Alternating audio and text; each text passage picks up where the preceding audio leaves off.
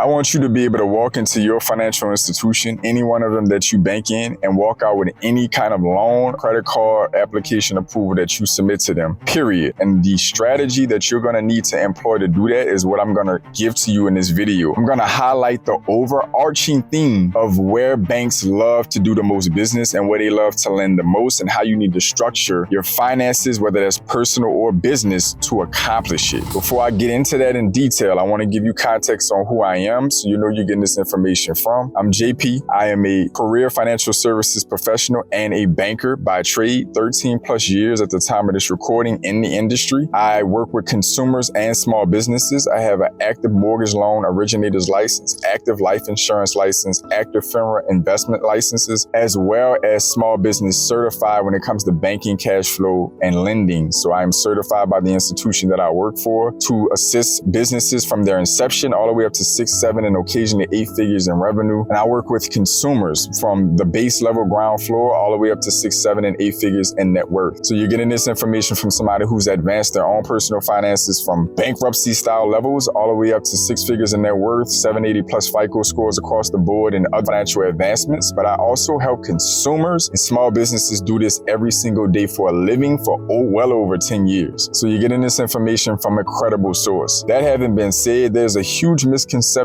about how banks work and when they love to do business with you the most, and why financially successful, let's just call it the rich or the wealthy, get to just walk into banks and get whatever they want and have this exceptional level of service and exceptional level of hand-holding through their financial journeys when they get to those levels. And the misconception is that these people are just sitting on a stockpile of cash. They think that there's just a bunch of cash money sitting in these people's pockets. When they hear about their net worth of the richest people, 30 under 30, these different lists of wealthy people, they immediately start to process this as cash money in the bank. I can't tell you how that couldn't be further from the truth. And this is coming from somebody who sees a lot of bank accounts, thousands of them at this point in my career. And I am telling you that the successful, financially successful people that I deal with, now it's not everybody. I do see some people with decent net worths that are largely in cash and retirement accounts, and they working class people that just worked hard and saved. But I'm talking about the people who play this game really well. They don't have a lot of cash. Believe it or not, they are cash strapped, many of them. When it comes to their own cash, and these are people with 7 and 8 figures, by the way. I'm not talking about chump change. Real money. They're cash strapped. And believe it or not, banks absolutely adore it. And this is where you can start taking notes, because what happens is banks are in the business of lending. They provide depository services and all of the ancillary products and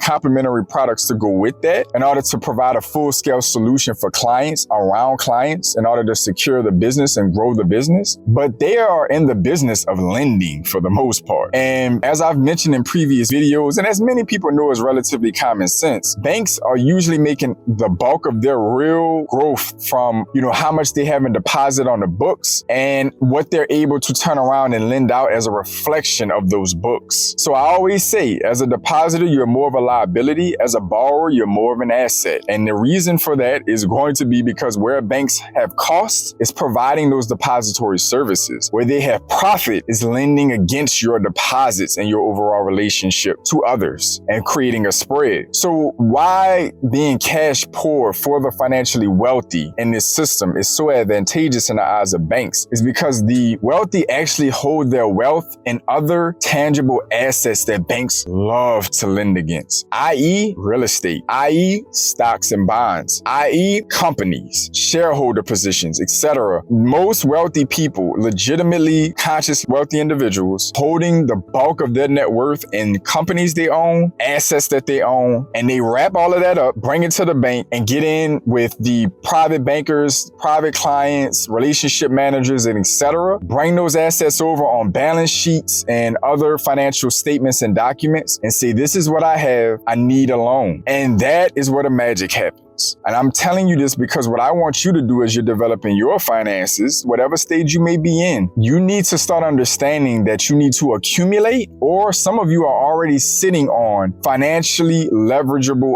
assets. You're already sitting on or need to be accumulating assets. Banks actually don't like to sit on or have you sit on a ton of cash. I literally do this for a living. And one of the main things I do when I'm working my book of business is looking for individuals in that book that are sitting on heavy deposits and cash. And I reach out to them. I smack them on the hand, basically. I politely let them know that it's barring the last 2 years where interest rates have been really attractive on cash, by the way. At the time of this recording, it is August of 2024. Going back to about early to mid 2022 to now, it's been reasonably attractive to sit in cash. But generally speaking, it is not a good idea to sit in cash in the bank. It's just not. Your money is usually not beating out inflation, and it's doing absolutely nothing. It has no function at that point in time. So this is where it becomes a headache to the bank, because they have all of this liability and cost in managing and keeping up with and providing services around those deposits, and they're doing next to nothing other than when you put them in position to leverage against it. Banks love when you have other assets to lend against. They love stock portfolios. They love when you have shares in companies. They love when you have real estate. They love when you have valuable equipment. They love when you have land. They love tangible assets that are stable, that have a track record and a history of growing, that have a track record and history of inflating when inflation is up. This is what they love to collateralize and lend against. And when you build up an entire financial portfolio of it for your personal finances or your small business, this is what unlocks the door to the best relationship with banks, where literally they will almost never tell you no. If you have the right relationship with them, a healthy cash position for emergencies so you don't have to remove cash from your investments, that is about the only amount of cash a bank wants to see you sit on. They want to see you sit on enough to where if push comes to shove, you can immediately dip into a savings account or a checking account and get what you need to sustain yourself in an emergency. Outside of that, the wealthy take these assets, bring it to the bank. They provide verification these assets are real, they're there. Once the bank has done its due diligence, the bank says, how much do you need? Based on what you have in valuable assets and net worth, how much do you need? That's about it, because they know that those assets in this financial system will always help me recoup my losses if the worst comes to the worst. And they can do so with assets that'll be stable or maybe even growing. And it also is the overall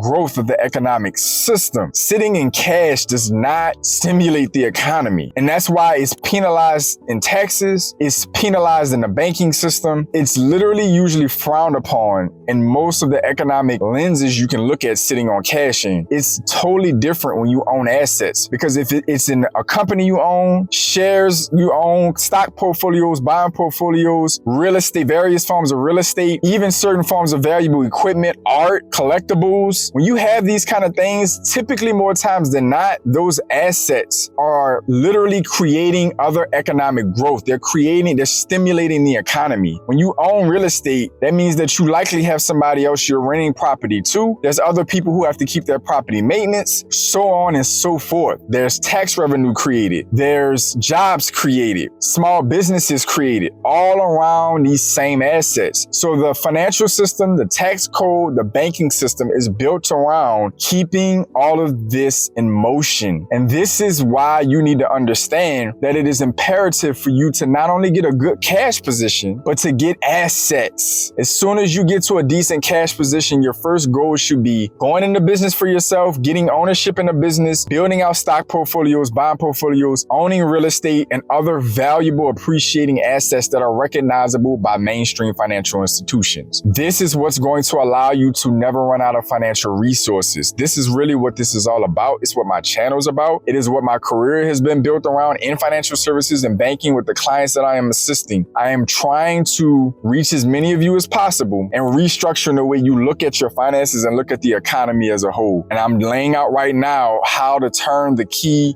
to the best relationship with banks to get unlimited approvals, whether that's credit cards and any other lending capacity, and consistently have access to financial resources and human capital, meaning the best experts available in the financial system to protect your wealth as you grow it. So I want you to comment down below and let me know your thoughts. Let me know where you sit with your assets and your net worth. How often do you assess your net worth? What is your net worth mostly predicated in? Is it retirement retirement accounts? Is it stock portfolio, independent brokerage accounts, real estate, your primary residence? If you have a positive net worth, comment down below, where is it mostly centralized, and what have you ever leveraged it with the bank? Let me know down in the comment section below. Have you ever leveraged your assets with the bank? If you have a negative net worth or you have never measured your net worth, comment that down below, because we need to talk, because that's not good. Comment down below and let me know where you are with your net worth and how you've leveraged your net worth with financial institutions. Other than that, all my pioneers, welcome back. To my new viewers, welcome in. I want you to continue to support the channel by commenting, sharing, and subscribing so this channel can keep supporting and investing in you. As always, I want each and every one of you to stay focused, stay in motion. I'll see y'all soon.